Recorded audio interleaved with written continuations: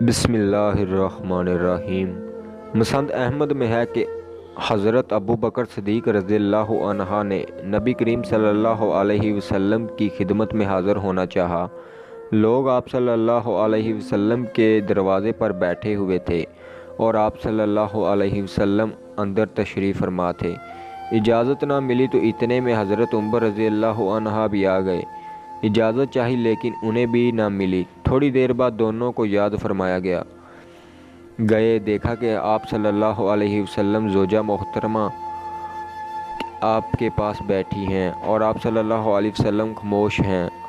حضرت عمر رضی اللہ عنہ کہنے لگے، دیکھو میں اللہ تعالیٰ کے پیغمبر کو ہنسا دوں گا۔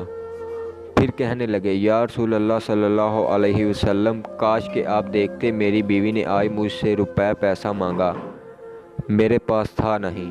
جب زیادہ ضد کرنے لگی تو میں نے اٹھ کر گردن ناپی۔ یہ سنتے ہی حضور اکرم صلی اللہ علیہ وسلم ہنس پڑے اور فرمانے لگے، یہاں بھی یہی قصہ ہے، دیکھو یہ سب بیٹھی مجھ سے مال طلب کر رہی ہیں۔ ابو بکر صدیق رضی اللہ عنہ حضرت عائشہ رضی اللہ عنہ کی طرف لپکے اور حضرت عمر رضی اللہ عنہ حضرت حفصہ رضی اللہ عنہ کی طرف اور فرمانے لگے، افسوس تم رسول اللہ صلی اللہ علیہ وسلم سے وہ مانگتی ہو جو آپ صلی اللہ علیہ وسلم کے پاس نہیں۔